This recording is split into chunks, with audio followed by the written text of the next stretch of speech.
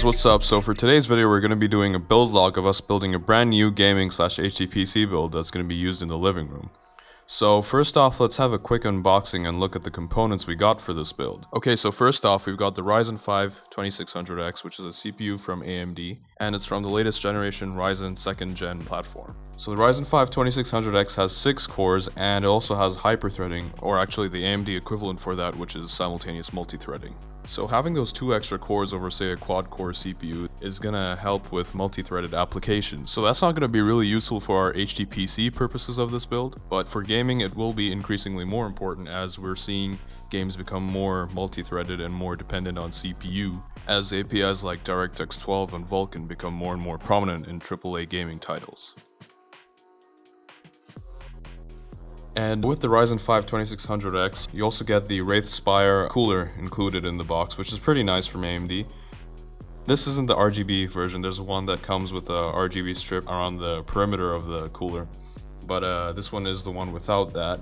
We're not going to be using this stock cooler anyways, even though it's pretty decent. You can even achieve decent overclocks on this cooler, but we bought an aftermarket CoolerMaster CPU fan with RGB, so that thing has a much heftier heatsink. It's a much better cooling solution, so we're going to be using that instead. So the Ryzen 5 2600X also has XFR2, which allows the CPU to automatically adjust its frequency, so basically it can overclock itself when needed. This isn't like turbo boost on Intel CPUs, this is different. It literally overclocks the CPU as long as there is thermal headroom and some other factors as well that come into play, which is pretty cool. Additionally, you can see in the box we got the CPU over here, and we've got the Ryzen 5 AMD sticker, which is pretty cool. You can put that on your desktop or something like that. It looks nice.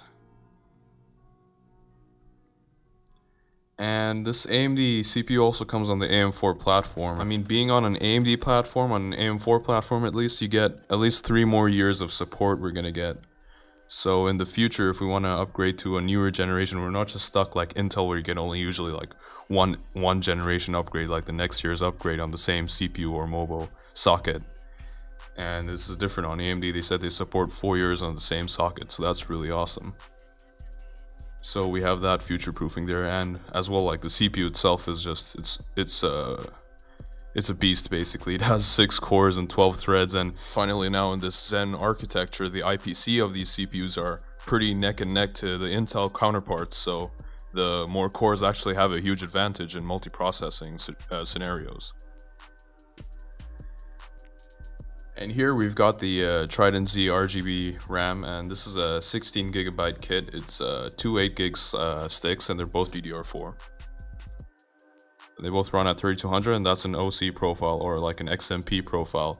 So in the Asus board that we have, the Asus Strix X470, that's going to show up as DOCP, which is kind of like Asus's version of reading off the XMP profiles in the memory and then loading it up for the AMD platform. So try and like read the values as best as it can and then load from that.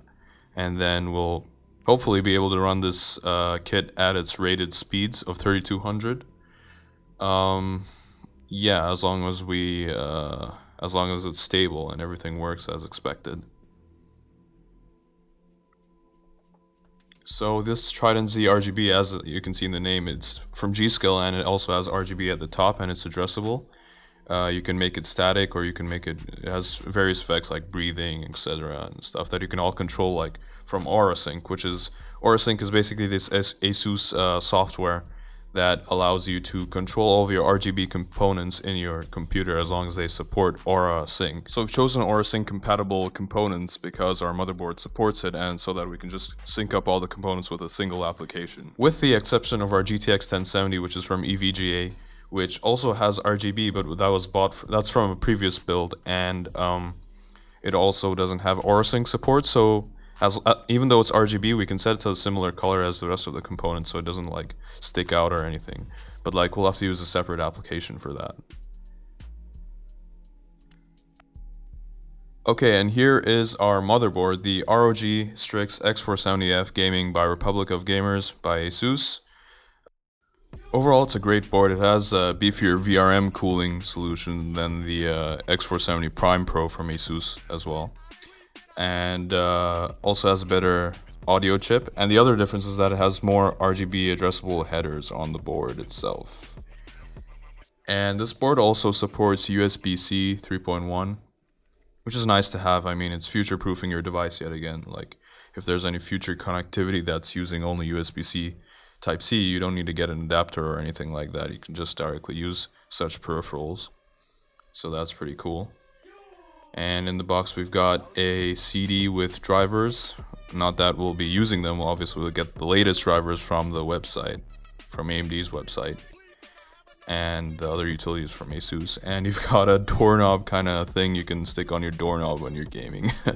And wow, we've got a nice assortment of stickers here. There's a lot here that we can put all over our things, which is pretty cool. And this motherboard itself, it also has on the motherboard itself an Rgb strip at the back, which is pretty nice. Not too much, but it's a subtle kind of coloring thing. Subtle kind of RGB that you can choose and match with the rest of your system. That's nice. Also controlled using AuraSync. And we've got an assortment of wires here, zip ties and stuff like that, which is included, and that's nice. Also, I was surprised that they included an NVIDIA SLI bridge, a high bandwidth SLI bridge inside the box, which is, I didn't really expect that to be there, like, so, I mean, that's pretty cool. We could use that later on if we get a second 1070, but, I mean, one 1070 is more than enough. We're going to be using the 1070 to drive a 1080p projector anyway, so for 1080p, the 1070 is going to stomp on everything. We really don't need another 1070, but, yeah. There's always the option, and it's pretty nice that Asus included this bandwidth adapter. Okay, so let's take a closer look at the board. You can see it has a pre-mounted I/O shield. It has plethora of connectivity. We've got everything here: Type-C, USB 3, 3.1, microphone jacks, headphone jacks, everything, digital, optical, all that. We've got the Supreme FX audio chip over here, and here are PCIe slots, 1, 2, 3, 4, 5, 6 in total. And we've got an M.2 slot right above the PCIe slots, and here is the AM4 socket for the CPU. We can see right there, and we can see the VRM cooling kind of thing. At the back, we can see where we'll mount the clips for the cooler, the CoolerMaster cooler. Has nice ROG branding on the back too. And we can see the 4 RAM slots that we have here, and this it supports up to 64 GB unbuffered RAM, so that's non-ECC RAM.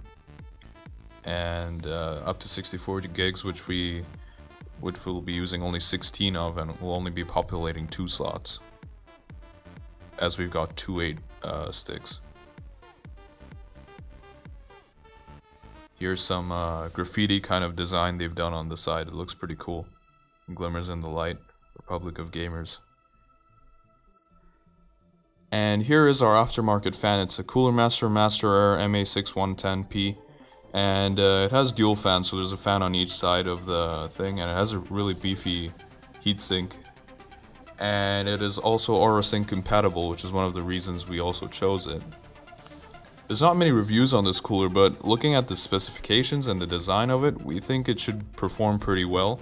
I mean, honestly, it should do fine, just fine for our workloads. We're not doing anything too intensive, like heavy editing or something like that. We're just going to be gaming on it at 1080p, so it should probably do fine. It has 6 heat pipes, it has aluminum fins, and it's really damn large. So it comes with 2 years warranty as well. It's pretty large, so we think it's going to do well. It should suffice, even if it doesn't perform at like the top level other coolers like a Noctua fan. It should do just fine, and it'll complement the rest of the build with the AuraSync compatible RGB addressable feature of it. Now our case fans haven't come in just yet, but those are going to be coming pretty soon in. So we'll talk about those later. They're InWin case fans, and they're also RGB AuraSync compatible that we got from AliExpress. We'll talk about those later when they come in. This CPU cooler fan also comes with a wired LED controller, so if you have a motherboard that doesn't support AuraSync, or you have a motherboard that doesn't have adjustable RGB headers, you can still use the RGB features and customize them to some degree. Obviously, you won't get access to like breathing features and stuff like that, but like it's still pretty good. Like you can still like customize the colors and stuff.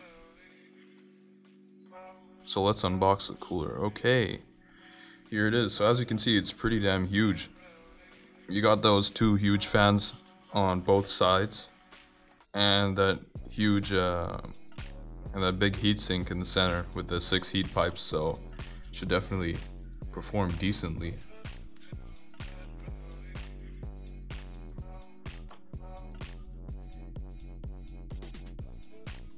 And now moving on to the PSU. So this is a Corsair HX1000i. It's a pretty solid PSU.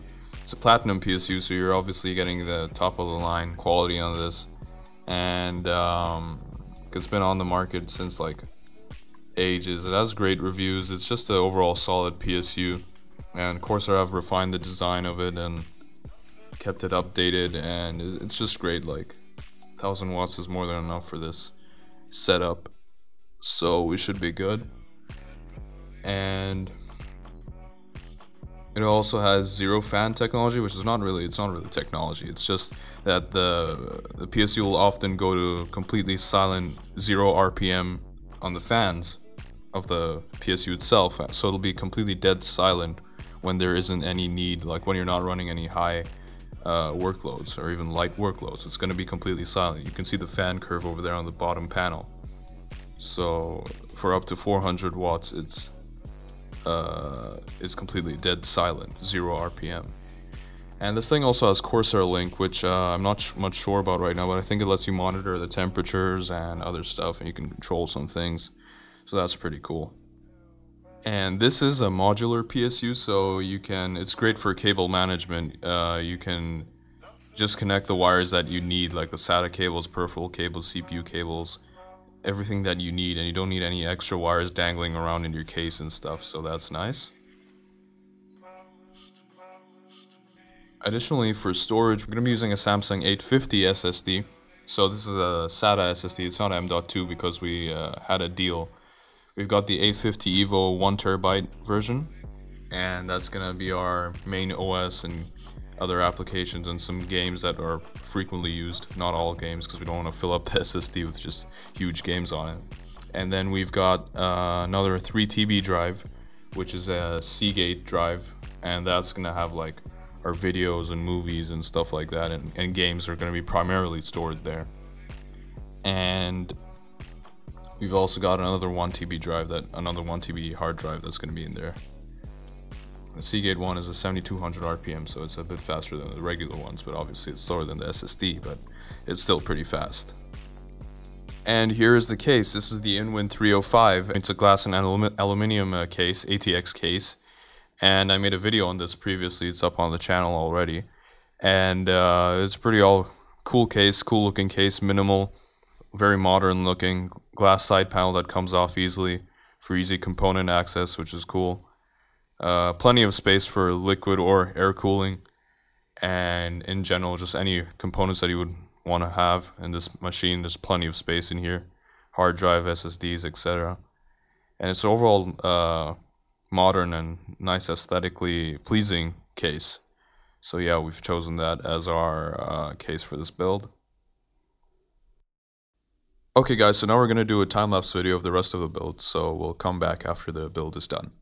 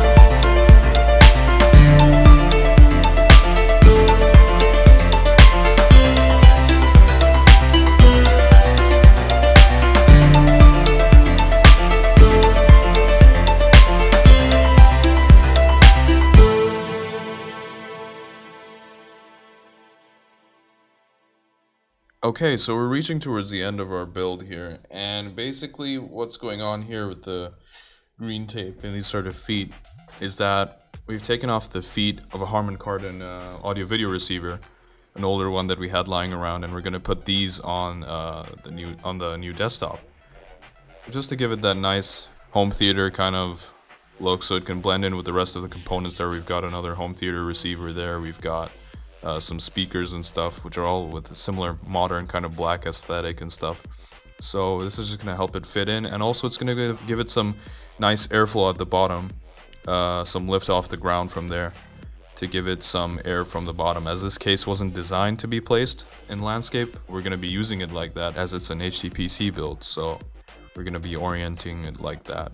Okay, so this is the first boot. We just turned it on, and it looks like everything's good. You can see the Trident RGB RAM sticks glowing up, and the fan and the addressable header at the back, the addressable light at the back, all lit up, looks good. Here we can see the BIOS posting. It's posted. It says new CPU installed. The Ryzen 5, it's detected our SSD and our CPU. It shows correctly 2600X 6-core processor, so yeah, all's good. That's how it looks right now with nothing else configured, and no case fans yet, so keep that in mind. And yeah,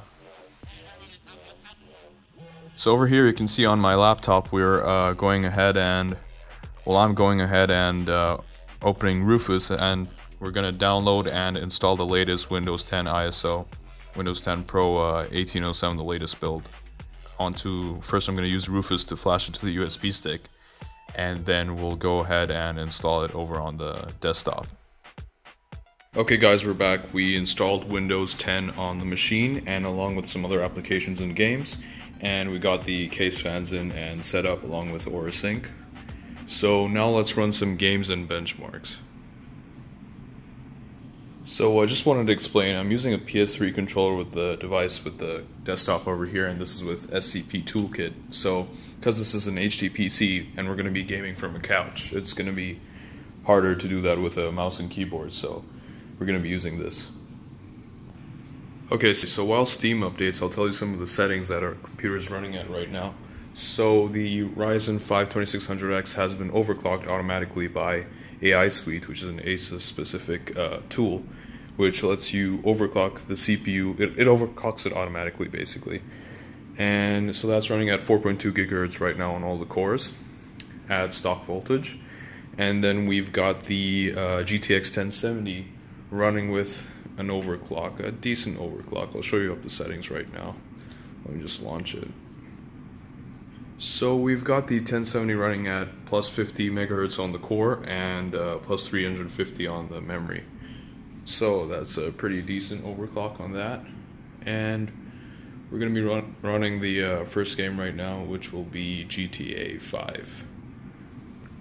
Okay, so before I launch the benchmark, let me just open up the graphics settings so you guys know what I'm running at. So it's at 1080p right now at DirectX 11 full screen. VSync is on, FXA, MSA4. This is all maxed out. And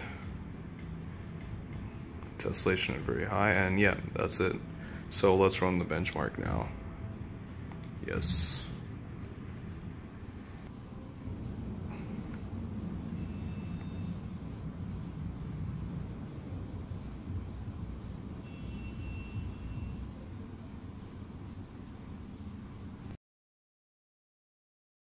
So I just enabled the MSI Afterburner Riva Tuner statistics in the corner, so we can see a bit more what's going on.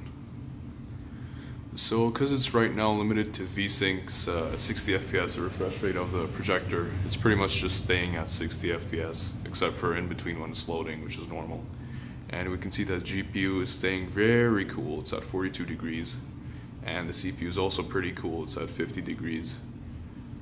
So yeah, honestly, the machine isn't being taxed at all at this resolution, and even though the game is maxed out, it really isn't heating up or having high load or anything. There's plenty of headroom.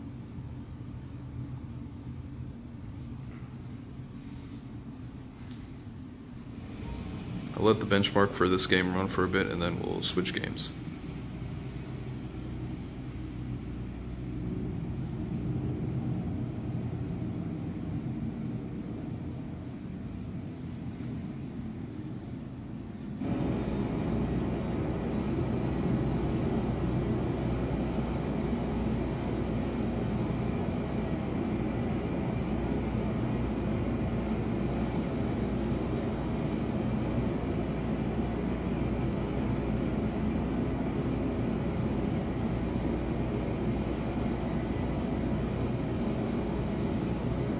Okay, so this is Doom now, and I've turned off VSync so we can see an uncapped frame rate, hopefully. And let's see what other settings we're at right now. So I kept it at OpenGL because I tried this with Vulkan, and because we have an NVIDIA GPU, I think it didn't really make any difference. In fact, I was seeing a bit lesser performance than with OpenGL on Vulkan.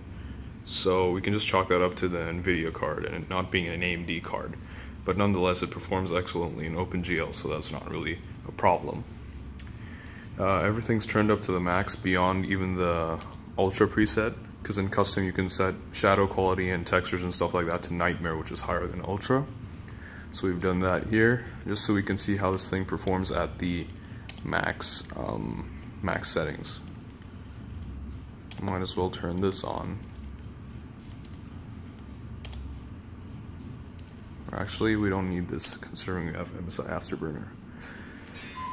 Okay, so I'm playing with the controller, so it's kind of difficult.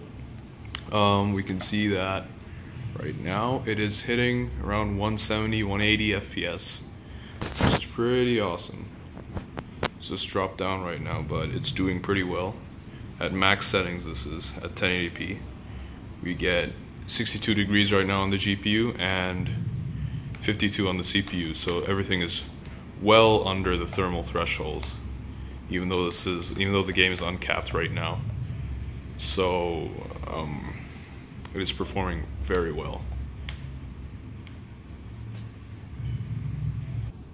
Let me just roam around a bit more in the game.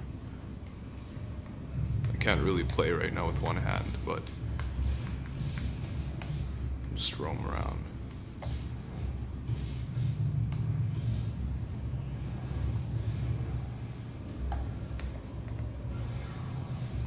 Okay, now let's switch games. Okay, so this is the next game. It's Battlefield 1. Let's see the settings that we're running at. VSync is on. Let me turn that off. 1 second. Okay, now in advanced settings. DirectX 12 is off. I'll check it out how it is with DirectX 12 enabled. So we'll try that later. First we'll do DirectX 11. Resolution scales at 100, frame rates limiters at 200. I think that's the max I can go. And I've set all the graphics settings to ultra, so everything's maxed out completely. So let's see how it performs. Okay, so we're in the game. Right now we are averaging around 110 FPS. Yeah. And temps are pretty good, 60 on the CPU, 65 at the GPU. Looks like this game is probably more intensive than GTA 5 and Doom, but it is still performing very well. The fans are like still dead silent, which is awesome.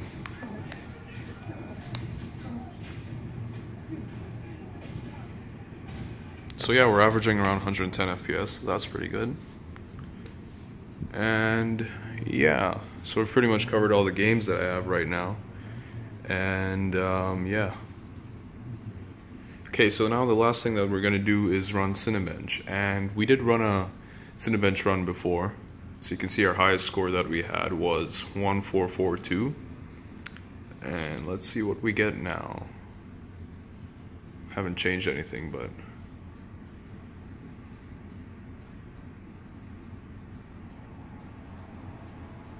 you can hear the fan spin up when it's using all 6 cores at max.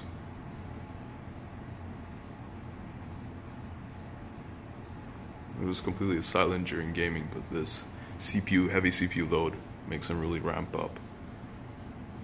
And it's doing 4.2 gigahertz on all cores. Okay, so 1433, yeah. Within the margin of error, it's pretty similar. So yeah. Alright, so I think that covers everything. So thanks for watching, guys. Hope you enjoyed the video. If you enjoyed it, go ahead, share it, like it, and subscribe.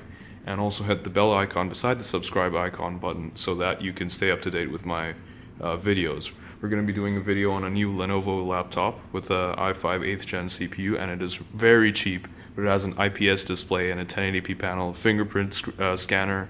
So yeah, it's a pretty great piece of tech. So thanks.